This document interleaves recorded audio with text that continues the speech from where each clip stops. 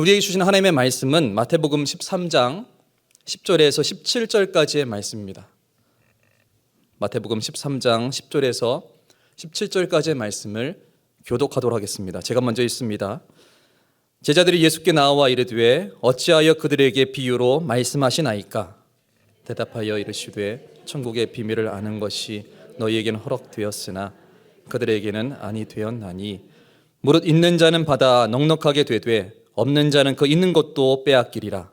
그러므로 내가 그들에게 비유로 말하는 것은 그들이 보아도 보지 못하며 들어도 듣지 못하며 깨닫지 못함이니라. 이사야 이 예언이 그들에게 이루어졌으니 일렀으되 너희가 듣기는 들어도 깨닫지 못할 것이요 보기는 보아도 알지 못하리라. 이 백성들의 마음이 완악하여져서 듣기에 둔하고 눈은 감았으니 이는 눈으로 보고 귀로 듣고 마음으로 깨달아 돌이켜 내게 고침을 받을까 두려워함이라 하였느니라. 그러나 너희 눈은 봄으로 너희 귀는 들음으로 복이 있도다. 내가 진실로 너희에게 이르노니 많은 선지자와 의인이 너희가 보는 것을 보고자 하여도 보지 못하였고 너희가 듣는 것을 듣고자 하여도 듣지 못하였느니라. 아멘. 여러분들은 서점에 자주 가십니까?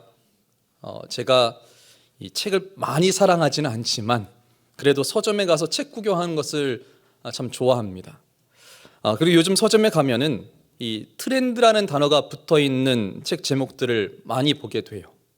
뭐 때가 때인지라 이 연말 연시를 앞두고 또 사회, 경제 전반의 그 흐름을 다루는 소위 트렌드 책들이 인기가 많습니다. 올해도 서울대 명예교수 김난도 교수가 쓴 트렌드 코리아라는 책은요, 교보문고에서 지난주까지 무려 10주 동안이나 종합 베스트셀러 1위를 기록하고 있습니다. 여러분, 왜 트렌드를 분석한 책들이 인기가 많을까요? 그 이유는 이 시대를 살아가는 사람들의 관심사에 대해서 잘 분석해 줄 뿐만 아니라 그 트렌드에 내가 얼마만큼 민감하게 반응을 하고 있는지, 또 그런 시대 속에서 나의 역할이 무엇인지를 알고 싶어 하기 때문입니다. 그리고 이 트렌드 코리아 2026의 내용을 보니까 결국 한 개의 키워드, 이 AI가 모든 사람들의 주된 관심사였어요. 그게 트렌드였습니다. 그리고 이 책에서 말하고 있듯이 앞으로 분명히 AI가 시대를 주도하게 될 것이고 AI와 인간이 공존하는 세상 속에서 우리가 살아가게 될 것이에요. 그리고 향후 최소 수년간은 이 AI가 우리의 주된 관심사가 될 것입니다. 여러분, 우리가 이런 세상의 관심사를 눈여겨보면서, 그러니까 이 세상의 트렌드가 정말로 그 방향을 향해서 흘러가고 있는지, 또 어느 정도의 속도로 가고 있는지, 그리고 그 가운데 나의 역할은 무엇인지에 대해서 알아야 하는 건 분명히 필요한 일입니다. 하지만 우리 그리스도인들에게 있어서 이런 세상의 관심사, 시대의 트렌드는 우리가 주목해야 할 궁극적인 관심사는 아니에요. 즉, 우리가 정말로 관심을 가져야 할 부분에 관심을 가져야 된다는 것입니다. 그렇다면 여러분, 과연 그게 뭘까요? 우리가 우리의 관심사를 어디에서 찾을 수 있을까요? 바로 영원한 베스트셀러, 역사상 가장 많이 팔린 책, 우리가 가지고 있는 성경에서 찾을 수가 있습니다. 우리가 성경을 읽다 보면요, 창세기에서 요한계시록까지 성경 안에 창조, 생명, 죽음, 고난, 형통, 가정, 부모, 환난, 찬송, 기도, 종말 등등 여러 가지 주제들이 다 들어있잖아요. 모든 주제들을 다루고 있어요. 근데 이런 주제들은 대부분 성경 한 장 아니면 성경 한두 권에서 다루고 있습니다. 이에 반해 어떤 주제는요, 창세기에서 요한계시록까지 성경 66권 전권에서 동일하게 다루는 주제가 있어요. 그러면 성경 전체가 동일하게 주제를 계속적으로 다루고 있다? 이건 뭘 말하는 걸까요? 그 주제가 성경의 핵심 이야기라는 거예요. 그러니까 굉장히 중요하다는 거죠. 그다음 그 주제가 뭘까요? 바로 오늘 우리가 살펴볼 하나님 나라입니다. 근데 하나님 나라는요, 성경 전체에서뿐만 아니라 우리가 주님으로 믿고 따르는 예수님의 최대 관심사였어요. 그리고 실제로 예수님께서는요, 이 하나님 나라라는 표현을 많이 쓰시면서 말씀하셨는데 공관복음의 39회, 요한복음의 2회, 마태복음에서는 천국이라는 말도 37회나 쓰셨습니다. 사랑하는 성도 여러분, 우리가 믿는 예수님께서는 이 베들레헴이라는 작은 마을에서 가장 낮고 천한 인간의 모습으로 태어나시며 이 땅에 오셨어요. 그리고 예수님은 공생의 기간 동안에 수많은 병자들을 고치시고 능력을 행하시면서 그 수많은 사람들에게 순수하고 또한 올바른 신앙을 가르치시고 전파하셨는데, 예수님께서 가르치시고 또한 전파하신 그 말씀 속에서는 늘 하나님의 나라가 있었습니다. 그리고 그렇게 하나님의 나라에 대해서 말씀하신 예수님께서는 우리의 구원을 위해서 십자가에 달려 죽으셨어요. 그런데 그렇게 예수님의 십자가 죽음으로 예수님의 그 사역이 다 끝날 줄 알았는데, 약속하신 대로 사흘 만에 예수님은 부활하셨고 제자들을 다시 찾아와 주셨습니다. 또 부활 후에 승천까지 약 40일 동안 예수님은 제자들을 직접 만나서 가르치셨어요. 여러분들은 만약에 죽을 때까지 자신에게 남은 기간이 이 40일밖에 없다라고 한다면요, 그 시간에 뭘 하시겠어요? 사랑하는 가족들이나 친구들에게 어떠한 말, 무슨 말을 남기길 원하십니까? 아마도 이때 하는 일과 말들은요, 내 생에 있어서 가장 중요한 일들을 할 것 같아요. 근데 예수님은요, 이 시간에 무엇을 하셨을까요? 놀랍게도 이 기간에 예수님은 여전히 하나님의 나라에 대해서 선포해 주셨습니다. 하나님 나라에 대해서 말씀해 주셨다라는 것이에요. 그만큼 예수님 마음은요, 처음부터 마지막 그 순간까지 절절하게 하나님의 나라에 대한 비전과 생각들로 가득 차 계셨다는 것이에요. 즉 예수님의 최대 관심사는요, 하나님의 나라였습니다. 그런데 그런 예수님께서 오늘 본문에서 자신의 주된 관심사였던 하나님의 나라, 성경 전체가 동일하게 이야기하고 있는 하나님의 나라에 대해서 말씀해 주고 있으세요. 오늘 우리가 살펴보게 될 마태복음 13장은요, 이 천국에 대한 예수님의 비유 설교입니다. 그리고 마태복음 13장에서는요 7개의 비유가 담겨져 있는데, 여기서 우리가 주목해야 할 것은 예수님이 군중 앞에서는 오직 비유로만 말씀하시고 비유에 대한 해석은 해주시지 않으셨다는 거예요. 즉 무리들에게는요 그 의미를 감추신 채로 비유로만 말씀해 주셨다는 것입니다. 보세요. 오늘 보면 10절 앞에 이제 씨 뿌린 비유가 나오거든요. 어떤 씨앗은 길가에, 어떠한 씨앗은 돌밭에, 어떤 씨앗은 가시떨기 위에 떨어졌는데 그 씨앗들은 결실하지를 못했고 좋은 땅에 떨어진 씨앗만 30배, 60배, 100배의 결실을 맺었다라고 말씀하고 있거든요. 그렇게 비유로 말씀하시고는 그 의미를 설명해 주지 않으십니다. 이 오늘 본문은요, 예수님의 제자들이 이러한 예수님의 설교를 듣고는 의아해하며 예수님께 나와 질문하는 이 말씀으로 시작이 되어지고 있어요. 10절을 보시면요, 제자들이 예수께 나와 이르되 어찌하여 그들에게 비유로 말씀하시나이까? 라고 질문하고 있죠. 여러분, 제자들이 보기에도 예수님께서 그 무리들을 가르치시는 것이 좀 특이하다라고 느꼈던 모양이에요. 그래서 제자들이 예수님께 질문을 한 거예요. 그러자 예수님께서는 이렇게 대답하시죠. 11절에 대답하여 이르시되 천국의 비밀을 아는 것이 너희에게는 허락되었으나 그들에게는 아니 되었나니. 자, 예수님께서는 비유로 말씀하시고는 천국의 비밀을 아는 것이 너희에게는 허락이 되었는데 그들에게는 아니야, 이렇게 말씀하고 있습니다. 자, 그렇다면 이 천국의 비밀을 아는 게 뭘까요? 11절에 기록된 이 비밀이라는 말씀의 원 뜻은 헬라어로 미스테리온입니다. 그리고 이 말은 신비, 이 비밀이라는 뜻인데 영어 단어 미스터리가 여기에서 나왔어요.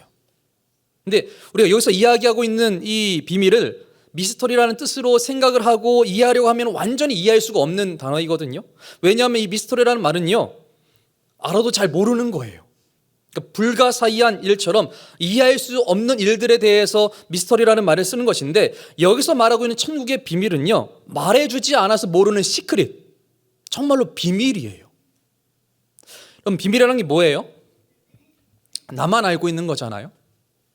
제가 오늘 교회 오는 길에 뭘 봤어요. 근데 저만 봤어요. 그걸 여러분들에게 이야기해 주지 않으면 뭐예요? 비밀이에요. 저만 아는 비밀이에요. 하지만 극장의 무대 커튼이 쫙 열리듯이 여러분들에게 제가 교회 오는 길에 봤던 일들, 그 일들을 여러분들에게 자세하게 설명해 주면 여러분들은 그 비밀을 알 수 있는 겁니다. 서로 공유가 되는 거잖아요. 그러니까 아는 사람이 모르는 사람에게 이야기를 해주면 그거 이렇게 말할 수 있는 게 여기서 말하고 있는 천국의 비밀이다라는 것입니다. 알려주면 누구든지 쉽게 알 수 있는 것, 이해할 수 있는 게 바로 천국의 비밀이다라는 것이에요. 자, 그럼 여러분, 그 비밀의 내용이 뭘까요? 고린도전서 2장 7절을 보면 이런 말씀이 있어요. 오직 은밀한 가운데 있는 하나님의 지혜를 말하는 것으로서 곧 감추어졌던 것인데 하나님이 우리의 영광을 위하여 만세전에 미리 정하신 것이라. 자, 여기서 이 만세전에 미리 정하신 것은 영원 전에 이 성삼위 하나님의 계획 가운데 있었던 이 구속 언약을 가리키는 말입니다. 한마디로 우리의 영광을 위한 구원 계획, 바로 예수 그리스도를 말하고 있는 것이에요. 즉 예수 그리스도 자신이 하나님 나라의 비밀이라는 거예요. 성경 전체에서 다루고 있는 그 핵심적인 복음, 예수 그리스도, 그게 비밀이다라고 말씀해 주고 있어요. 이에 대해서 골로새서 1장 26절과 27절은 이렇게 말씀하고 있거든요. 이 비밀은 만세와 만대로부터 감춰졌던 것인데 이제는 그의 성도들에게 나타났고 하나님이 그들로 하여금 이 비밀의 영광이 이방인 가운데 얼마나 풍성한지를 알게 하려 하심이라. 이 비밀은 너희 안에 계신 그리스도시니 곧 영광의 소망이니라. 여러분, 이 당시 사람들은 이 예수 그리스도가 대단한 왕이나 인물로 오실 것으로 생각을 하고 있었거든요. 로마의 압제로부터 해방을 시켜줄 그런 대단한 사람으로 생각을 하고 있었어요. 그래서 특별한 일이 분명히 일어날 것이고 온 세상에 큰 선포가 나타나게 될 거야, 이런 걸 기대하면서 살았습니다. 하지만 사람들의 기대와는 달리요, 베들레헴의 작은 마국간 구유에 우리와 똑같은 육신으로 성육신하시며 죄가 없으신 아기 예수로 예수님은 이 땅에 오셨어요. 이것부터가 비밀이었습니다.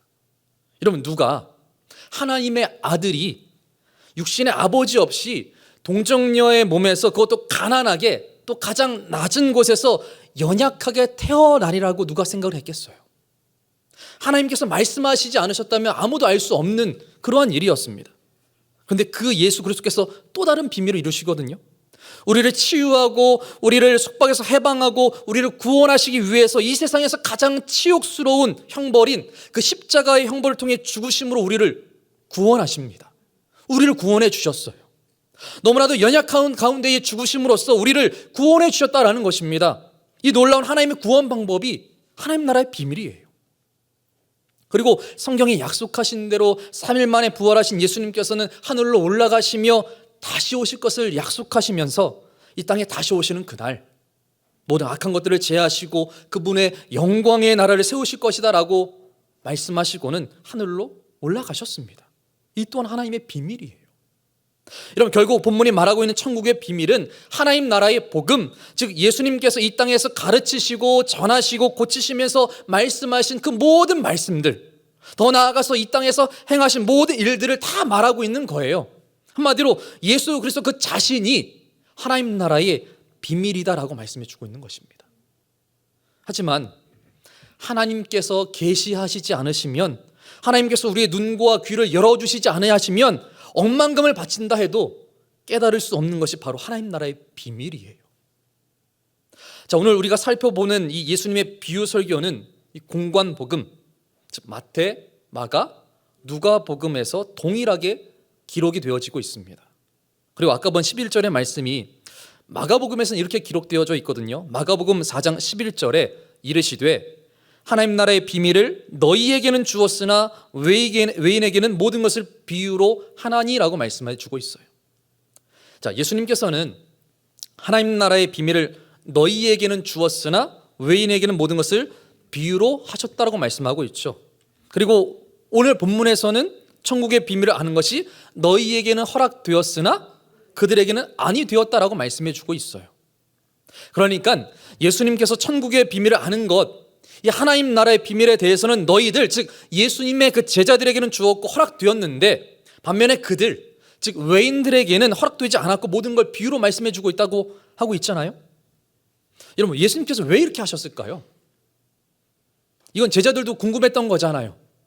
그러자 예수님은요, 본문 13절에서 15절까지 해서 이렇게 말씀하시죠. 그러므로 내가 그들에게 비유로 말하는 것은 그들이 보아도 보지 못하며 들어도 듣지 못하며 깨닫지 못함이니라. 이사야의 예언이 그들에게 이루어졌으니 일러스되 너희가 듣기는 들어도 깨닫지 못할 것이요 보기는 보아도 알지 못하리라. 이 백성들의 마음이 완악하여져서 그 귀는 듣기에 둔하고 눈은 감았으니 이는 눈으로 보고 귀로 듣고 마음으로 깨달아 돌이켜 내게 고침을 받을까 두려워함이라 하였느니라.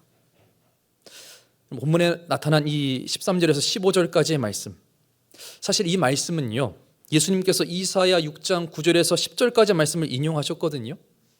여러분, 이사야 6장의 말씀은요, 이 이사야가 선지자로 세워지는 소명장입니다. 그리고 본문에서 예수님이 인용하신 9절 앞에는 우리가 잘 알고 있는 말씀이 하나 더 있어요. 이사야 6장 8절 말씀인데요, 이렇게 기록하고 있습니다.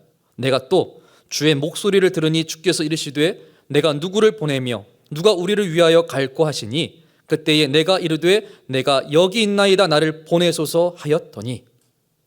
자, 이 말씀은 이사야가 자신은 입술이 부정한 사람입니다 라고 하나님께 말하면서 선지자로 부름받는 것을 좀 두려워할 때에 하나님께서 천사를 통해 제단의 숯을 그의 입술에 가져다 대시고는 내가 내 죄가 사여졌느니라 라고 말씀하시자 이사야가 하나님 앞에서 내가 여기 있나이다 나를 보내소서라고 고백하는 장면이에요. 이 유명한 구절 뒤에 오늘 본문에서 예수님께서 인용하신 말씀이 그대로 나오고 있는 것이거든요. 즉 이사야가 선지자로 세움을 받아 하나님의 말씀을 전파한다고 할지라도 사람들이 듣기는 들어도 깨닫지 못할 것이고 보기는 보아도 알지 못할 뿐만 아니라 마음이 완악해져서 귀는 듣기에 둔하고 눈은 감았으니 오히려 깨달아 알까 두려워한다 라고 말씀하고 있어요. 여러분, 이게 무슨 상황입니까? 우리가 이사야 선지자의 입장이라면 너무나도 황당할 것 같아요. 그렇게 애타게 선지자를 찾으시는 하나님의 마음에 나를 보내소서라고 고백하면서 하나님 앞에 이제 자원을 했는데 이제 와서 하나님께서 하시는 말씀이 뭐예요? 네가 가서 말씀을 전해도 그들은 깨닫지 못할 거야. 이 말씀을 지금 하고 계세요. 이 얼마나 황당한 일입니까? 이 이사야가 하나님께 이렇게 질문했어요. 그럼 주여 어느 때까지니까? 그러자 하나님께서는요, 이 땅 가운데 황폐한 곳이 많아질 때까지라고 말씀해 주셨어요. 그러니까 이스라엘이 망하고 황폐해지고 남은 자가 없을 때에도 여전히 그들은 깨닫지 못할 것이다 라고 말씀하고 있으셨다는 것입니다. 한마디로 이사야가 무엇을 전해도 어떻게 전해도 절망밖에는 남지 않을 것이다 라고 말씀해 주고 있는 거예요. 그렇다면 왜 하나님께서는 이 이사야를 알아듣지도 못하는 백성들에게 보내셨을까요? 다른 이유가 아니에요. 그들의 심판의 때에 그들이 듣지 못했다라고 말할 수 없게 하시기 위해서 이사야를 보내신 거예요. 무섭지 않습니까? 근데 심각한 건 오늘 본문 14절에서 예수님이 이사야의 예언이 그들에게 이루어졌으니라고 말씀하고 있는 부분이에요. 이 말씀을 조금 더 디테일하게 번역을 하면요, 그들에게 이루어지고 있으니라고 번역할 수 있습니다. 즉 하나님의 비밀이 들려지고 있으나 이사야 때처럼 듣기는 들어도 깨닫지 못하는 것이고 보기는 보아도 알지 못한대요. 사랑하는 성도 여러분, 그렇다면 왜 이들이 하나님 나라의 비밀, 말해주면 그거 그렇게 깨달을 수 있는 그 비밀, 즉 복음의 진리인 예수님을 보고도 또한 듣고도 이해하지 못했을까요? 이 비밀을 깨닫지 못하는 가장 큰 장애물이 무엇이었을까요? 바로 교만입니다. 여러분, 예수님 당시에 보아도 보지 못하고 들어도 듣지 못하면서 깨닫지 못했던 무리들이 있었어요. 누구예요? 바리새인들, 서기관들, 율법학자들이었잖아요. 이들은 아는 것이 참 많은 사람들이었습니다. 그래서 자신의 지식을 믿었어요. 그러니 말씀의 본체이신 예수님을 앞에 두고도 예수님의 말씀을 본인들이 정말로 듣고 있어도 아무것도 얻을 수가 없었던 것입니다. 왜요? 지적인 교만이 머릿속에 꽉 차 있거든요. 가슴 속에 꽉 차 있으니 당연히 하나님 나라의 그 비밀이 들어갈 공간이 하나도 없는 거예요. 또한 15절에서 마음이 완악하여져서 그 귀는 듣기에 둔하고 눈은 감았다라고 말하고 있는 것처럼 그들의 마음이 완악했기 때문입니다.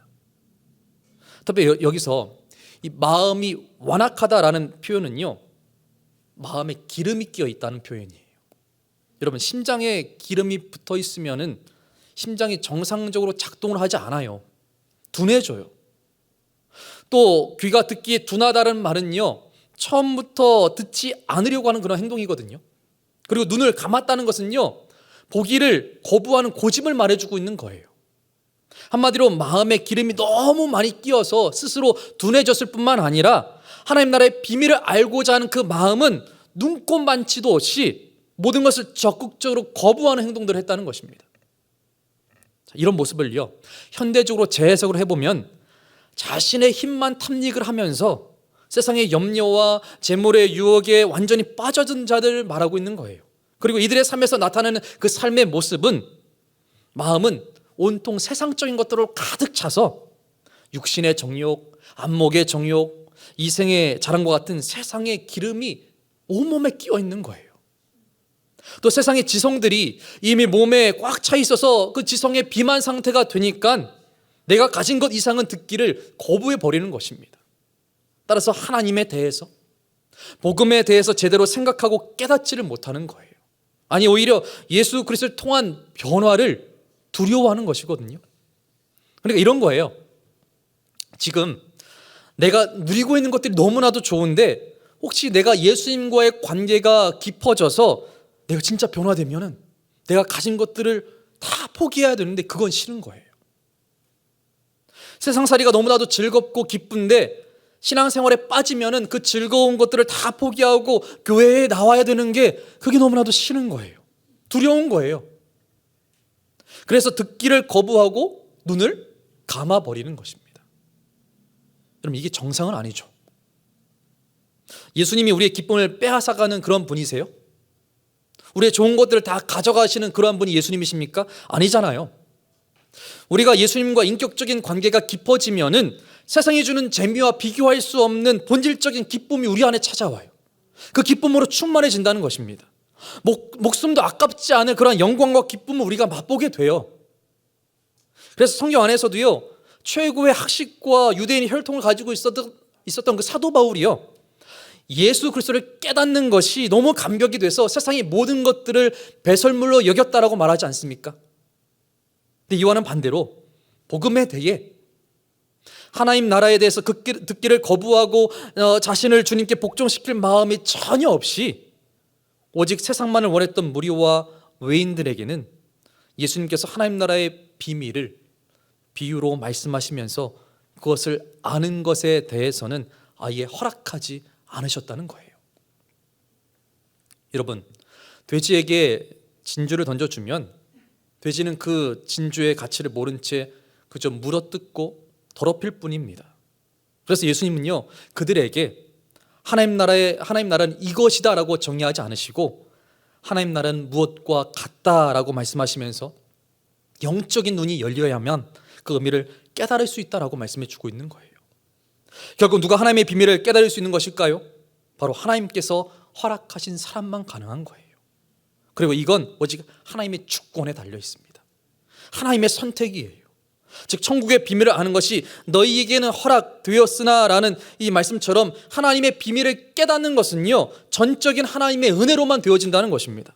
여러분, 비밀은요, 머리가 좋다고 해서 깨달아지는 게 아니에요. 이건 뭐 어떤 이론이나 철학이 아닙니다. 영적인 눈이 닫힌 이 세상 사람들은 아무리 노력해도요, 영원히 풀 수 없는 비밀로 남게 돼요. 이건 오직 하나님께서 알려주셔야 깨닫게 되는 것입니다. 하나님께서 마음을 열어주시고 이 깨닫는 지혜를 주셔야 그 비밀을 내가 알 수 있다는 거예요. 그러게 우리는요, 날마다 하나님의 주권적인 은혜를 기대하면서 그 하나님의 비밀을 알고자 겸손히 말씀 앞에 순종해 나아가야 되는 것입니다. 믿음으로 반응해야 된다는 거예요. 지금 마태복음 11장 25절에서 예수님께서 말씀하셨던 이 말씀, 그때에 예수께서 대답하여 이르시되 천지의 주제이신 아버지여, 이것을 지혜롭고 슬기 있는 자들에게는 숨기시고 어린 아이들에게는 나타내심을 감사하나이다. 이렇게 말씀하신 이 말씀처럼 어린 아이와 같이 하나님 앞에 우리가 나아가야 된다는 것입니다. 한마디로 어린 아이처럼 순수한 순종의 마음으로 내가 나아갈 때에 깨닫는 은혜가 있다는 거예요. 깨닫는 은혜가 내 안에 일어난다는 것입니다. 자, 이렇게 하나님 나라의 비밀에 대해서 말씀하신 예수님께서는 오늘 본문 마태복음 이 16절과 17절에서 그렇게 하나님 나라의 비밀을 듣고 깨달은 제자들이 진정한 행복자다라는 것도 알려주세요. 우리 마태복음 13장 16절과 17절 말씀 같이 한번 읽어볼까요? 시작. 그러나 너희 눈은 보므로 너희 귀는 들음으로 복이 있도다. 내가 진실로 너희에게 이르노니 많은 선지자와 의인이 너희가 보는 것들을 보고자 하여도 보지 못하였고 너희가 듣는 것을 듣고자 하여도 듣지 못하였느니라. 뭐라고 말씀하고 있어요? 당시 예수님과 함께 있던 제자들은 하나님 나라의 비밀 그 자체이신 예수님과 동고동락하면서 예수님의 설교와 가르침 또한 치유와 기적들을 직접 목격을 했지만 구약의 수많은 그 위대한 선지자들, 우리가 알고 있는 선지자들 많잖아요. 이사야, 예레미야, 그 전에 창세기에 나오는 아브라함 등등 그 선지자와 의인들은 그 그림자는 보았어도 하나님 나라의 비밀인 예수 그리스도의 그 실체는 볼 수 없었다라는 의미예요. 그러니까 구약의 선지자들은요, 예수 그리스도의 그 그림자만 보았지만 제자들은 지금 성육신 하신 예수님을 통해 하나님을 보는 축복을 누리고 있다는 것입니다. 여러분, 평범했던 그 예수님의 제자들이 위대한 구약의 선지자들은 보지 못했던 하나님 나라의 비밀의 그 실체, 그 비밀의 실체인 예수 그리스도를 직접 보고 그 말씀을 직접 듣고 있으니 이야말로 진정한 행복자 아닐까요? 저 너무나도 부러워요. 저도 예수님의 음성을 직접 들으면서 예수님께서 하셨던 그 행동들을 다 보면서 정말로 성경의 말씀 하나하나가 그 자리에서 들려지면 너무나도 좋을 것 같아요. 얼마나 행복했겠어요. 이렇게 예수님은 제자들에게 예수님을 통해 하나님 나라의 비밀을 아는 것이 얼마나 큰 특권인지를 말씀해 주고 있는 것입니다. 그리고 이 특권은요, 오늘날 복음을 듣고 예수 그리스도를 믿는 믿음으로 살아가는 우리에게도 임해져 있어요. 즉 하나님은 주권적 은혜로 나를 선택하여 주시고 나를 하나님의 자녀로 삼아 주셔서 말씀을 통해 하나님 나라의 그 비밀을 깨달아 알게 되는 놀라운 은혜를요, 저와 여러분들에게 허락해 주셨다는 거예요. 결국 우리 또한 예수님의 제자들처럼 하나님 나라의 비밀을 아는 자로 살아가는 특권이 있다는 겁니다. 좋으시죠? 그렇다면 여러분, 우리가 여기서 생각해 봐야 할 게 있거든요. 우리는 복음을 알아요. 예수 그리스도를 잘 알고 있습니다. 또 그 예수 그리스도를 믿어요. 그리고 하나님의 나라가 이 땅 가운데 임한 것, 또한 다시 오실 주님께서 그 하나님의 나라를 완성하실 것도 잘 알고 있습니다. 그렇다면 우리는 이미 하나님 나라의 비밀을 아는 자들이에요. 믿으십니까? 그러면 우리가 이 시점에서 생각해 봐야 할 것은 하나님 나라의 비밀을 깨달은 나, 그리고 삶을 어떻게 연결 짓느냐가 중요하다는 거예요. 그러니까 하나님 나라의 비밀을 아는 자로 나는 어떻게 살아가야 되는지, 그게 중요하다는 겁니다. 여러분, 나에게는 권리도 있고 특권도 있어요. 근데 그걸 사용하지 않으면요, 가치가 없는 거예요. 무의미한 겁니다. 그러다 보면 어떻게 되는 줄 아십니까? 마태복음 25장에 기록된 달란트 비유에서 말씀하시는 것처럼 있는 것도 빼앗기게 돼요. 하나님 나라의 비밀을 아는 이 권리, 이 특권도 마찬가지입니다. 의미 있게 사용해야 돼요. 그러니 우리에게 주신 이 놀라운 하나님의 비밀을 내 마음밭에 잘 심어서 잘 가꾸어야 됩니다. 그리고 결실을 맺어야 되는 거예요. 이게 오늘 본문에서도 다루고 있거든요. 자, 오늘 보면 중심으로 위쪽으로 1절에서 8절까지는 씨 뿌리는 비유죠. 아래쪽 18절에서 23절까지는요, 씨 뿌리는 비유에 대한 설명을 제자들이 해주시거든요. 그리고 네 가지 밭 중에 오직 좋은 땅에 뿌려진 씨앗만 결실을 맺게 되었다라고 말씀해 주고 있어요. 자, 그렇다면 다른 밭들은 어땠어요? 먼저 길가에 떨어진 씨앗은 어떻게 되었습니까? 4절에 보면은 새들이 와서 먹어버렸고, 19절에 보면요, 악한 자가 와서 그 마음에 뿌려진 것을 빼앗아 갔다라고 말씀해 주고 있습니다. 길가는요, 요즘 말로 하면 콘크리트 바닥, 아스팔트 바닥을 말하는 거거든요. 여러분, 이런 바닥에 씨앗을 뿌리면 어떻게 돼요? 당연히 심겨지지가 않죠.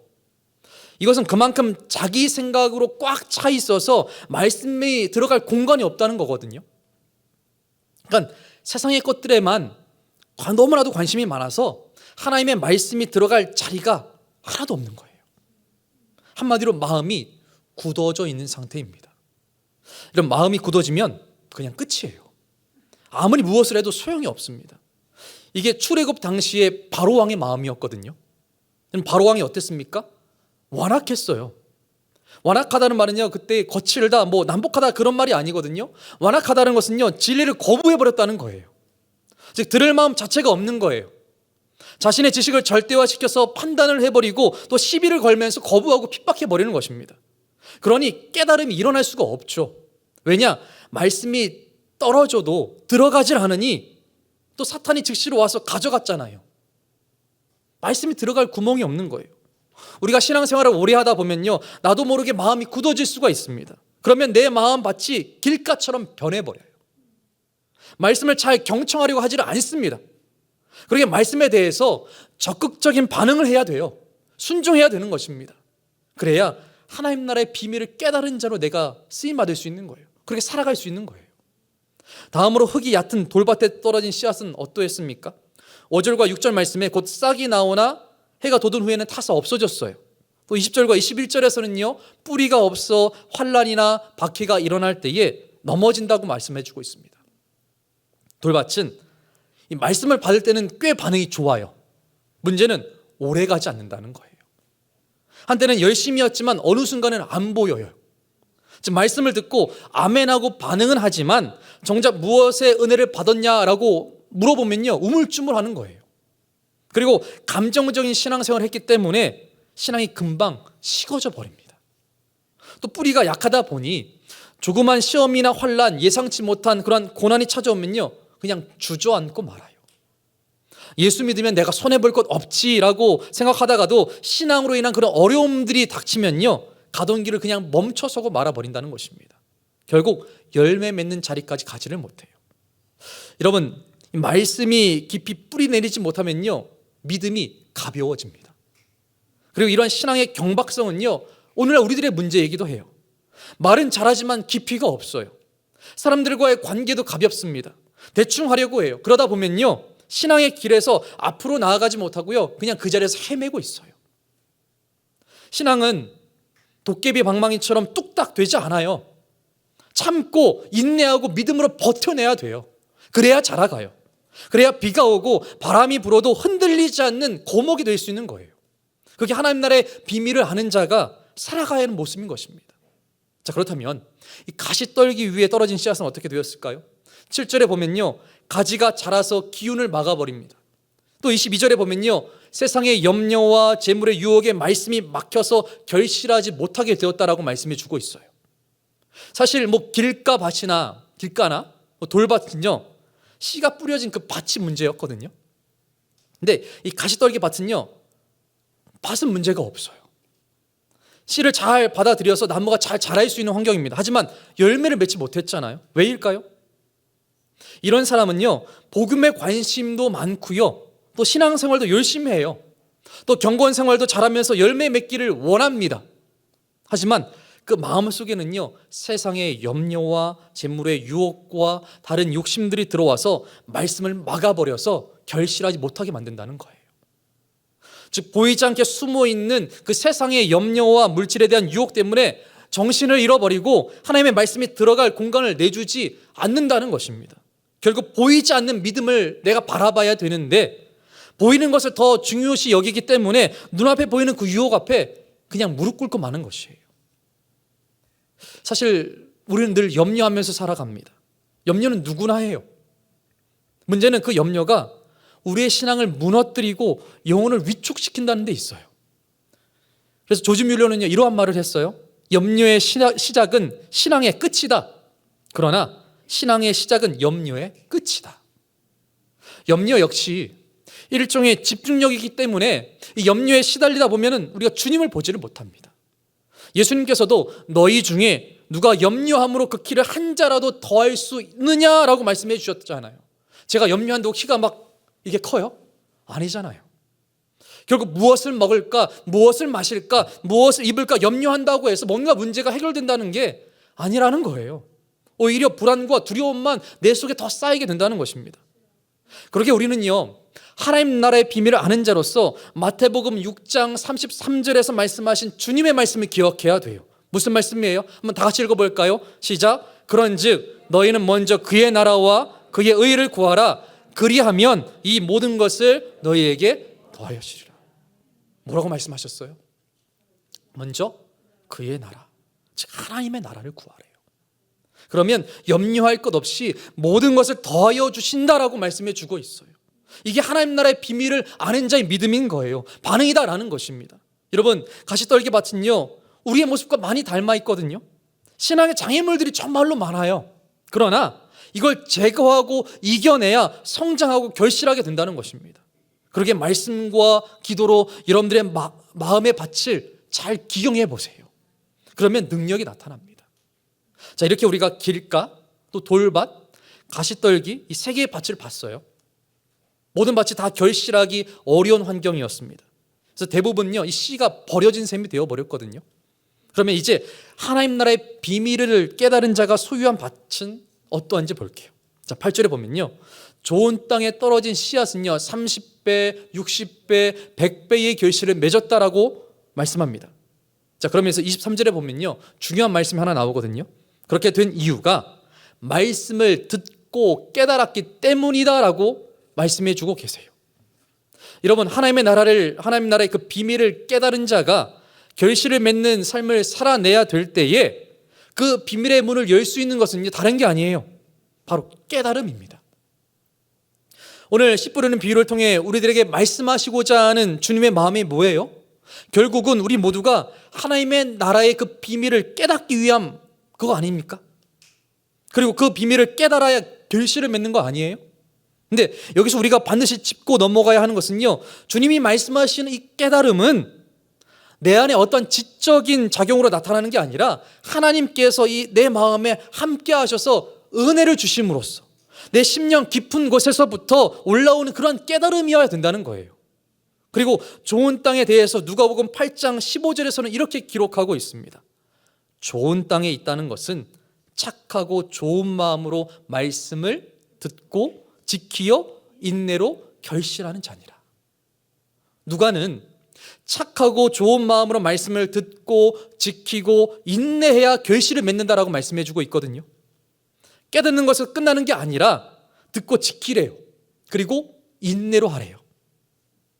한마디로 말씀을 들을 때마다 내 삶에 적용하려는 몸부림이 있어야 된다는 겁니다. 하나님께서 허락하여 주신 그 깨달음이 내 삶에서 실제가 되도록 하라는 거예요. 여러분, 말씀이 능력인 걸 우리는 잘 알잖아요. 하나님께서는 말씀으로 이 세상을 창조하셨습니다. 뿐만 아니라 태초에 말씀이 계시니라 라고 말씀하시면서 그 말씀이 곧 하나님이다 라고 말씀해 주셨어요. 또 말씀이 육신이 되어 우리 가운데에 거하신다라고 분명히 말씀해 주고 있습니다. 여러분, 감동이지 않으세요? 가슴이 벅차오르지 않으십니까? 저만 그래요? 이건 우리 인간이 받아들이기 힘든 어마어마한 하나님의 축복의 메시지예요. 이건 우리가 말씀을 받는다는 것은요, 곧 그리스도의 그 존재 자체를 내가 받아들이는 거예요.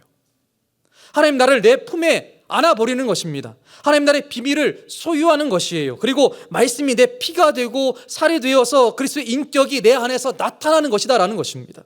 이건 하나님께서 우리들에게 허락하신 대단한 축복이에요. 아무나 누릴 수 있는 그런 축복이 아니다라는 것입니다. 그러니 평생토록 감사할 이유밖에 없는 거예요. 근데 이렇게 말씀을 통해 하나님의 비밀을 깨달은 자를 어떻게 된다고 말씀해 주고 있어요? 열매가 한두 개가 아니죠. 30배, 60배, 100배의 결실을 맺는데요. 이게 뭘까요? 나를 통해서 하나님의 나라가 확장된다는 거예요. 사도행전 6장에 보면요, 사도들이 오로지 기도하는 일과 말씀 사역에 힘쓰니 하나님의 말씀이 점점 왕성하여 예루살렘에 있는 제자의 수가 심히 많아졌다라고 말씀해 주고 있거든요. 즉 하나님의 비밀을 깨달은 자에게서 이런 은혜가 나타난대요. 이런 하나님의 역사가 나타난다는 것입니다. 이건 우리가 이 땅에서 누릴 수 있는 최고의 축복이다라는 것이에요. 사랑하는 성도 여러분, 오늘 우리는 마태복음 13장의 말씀을 통해서 예수님 그 마음의 중심에 무엇이 있었고 그분이 무엇을 위해서 그토록 애쓰시고 생명까지 내어주셨는지를 알게 되었어요. 대부분의 사람들은 예수님의 최대 관심사는 우리의 영원 구원이다라고 생각을 합니다. 혹은 우리가 서로 사랑하는 것이다라고 생각하기도 해요. 어떤 사람은 주님이 세우신 교회가 세상에서 부흥하고 성장하는 것이다라고 생각하기도 합니다. 예, 물론 그런 생각들이 틀린 건 아니거든요. 그러나 예수님의 마음에는요, 그런 것들과 관련되면서도 그것을 넘어서는 큰 그림을 늘 가지고 계셨어요.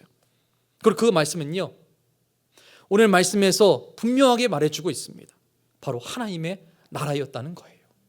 그리고 오늘날 주님을 믿고 따르는 우리도 세상의 트렌드가 아니라 하나님의 나라가 최대 관심사이기를 주님의 이름으로 축원을 드립니다.